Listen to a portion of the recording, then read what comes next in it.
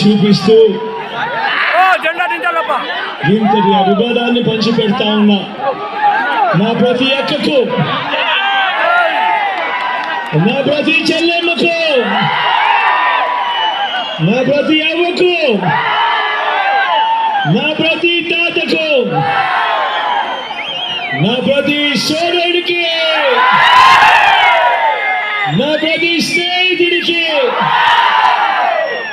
మీ అందరి ఆప్యాయతలకు మీ బిడ్డ మీ జగన్ రెండు చేతులు జోడించి పేరు పేరున హృదయపూర్వకంగా కృతజ్ఞతలు తెలుపుకుంటా ఉన్నాడు.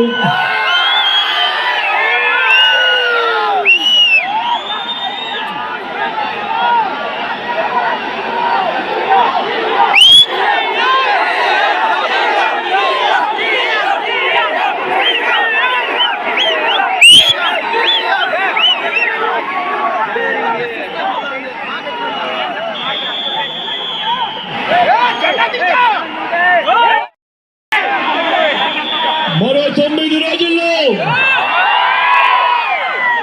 జరగబోతా ఉన్నాయి ఎన్నికల కురుక్షేత్రం.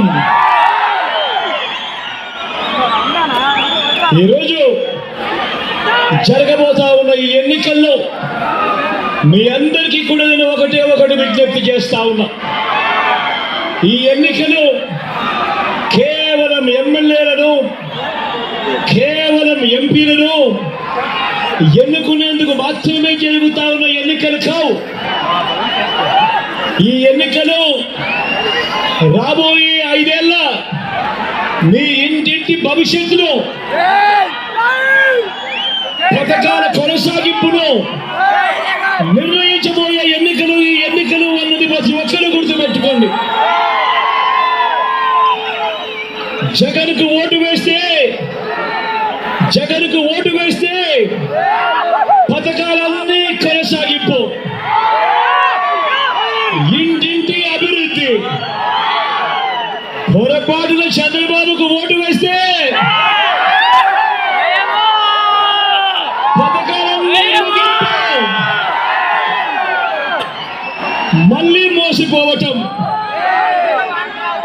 పొరపాటున చంద్రబాబుకు ఓటు వేస్తే ఏమవుతుంది? పొరపాటున చంద్రబాబుకు ఓటు వేస్తే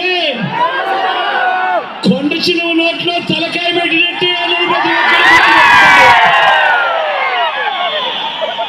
పొరపాటున చంద్రబాబుకు ఓటు వేస్తే ఏమవుతుంది? చంద్రముఖి మళ్ళీ నిద్ర లేస్తుంది. లేచి లకలక లకలక లకలక టీవీ దగ్గరికి వస్తుంది. అందరూ కూడా గుర్తుపెట్టుకోమని కోరుతా ఉన్నా.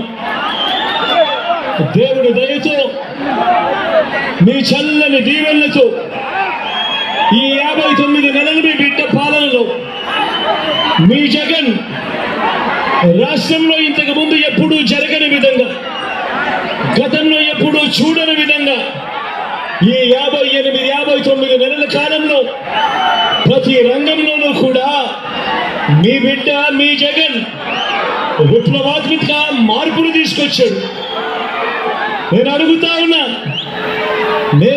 ఉన్నా గతంలో ఎప్పుడూ చూడని విధంగా, గతంలో ఎప్పుడూ జరగని విధంగా ఏకంగా 2,70,000 కోట్ల రూపాయలు.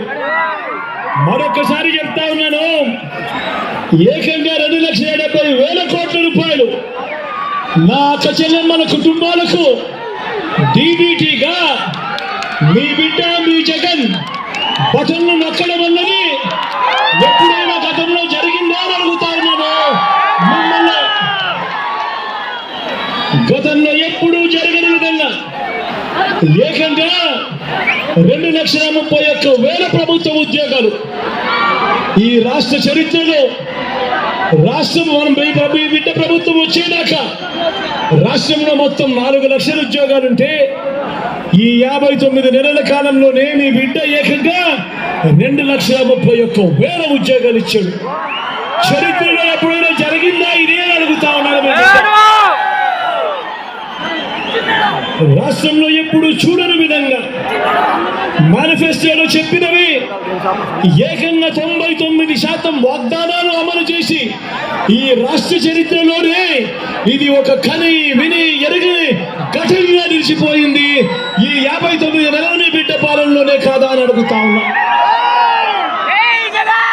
ఇంతకు ముందు ఎప్పుడైనా కూడా మనం గమనించింది ఏమిటి అంటే ఎన్నికలప్పుడు మాత్రం అబద్ధాలు చెబుతూ మేనిఫెస్టో ఇస్తారు, ఆ తర్వాత మేనిఫెస్టోను చెత్తబుట్టలో వేసే కాలం. కానీ ఒక్క మీ బిడ్డ పాలనలో మాత్రమే మేనిఫెస్టోను ఒక బైబిల్గా, మేనిఫెస్టోను ఒక ఖురాన్గా, మేనిఫెస్టోను ఒక భగవద్గీతగా భావిస్తూ ఏకంగా 99% అమలు చేసి మళ్ళీ ఆ మేనిఫెస్టోను ప్రజల్లోకి తీసుకొని పోయి ప్రజలకి ఆ మేనిఫెస్టోను చూపించి ప్రజల ఆశీస్సులు కోరుతా ఉన్న ప్రభుత్వం దేశ చరిత్రలో ఏదైనా ఉంది అంటే అది మీ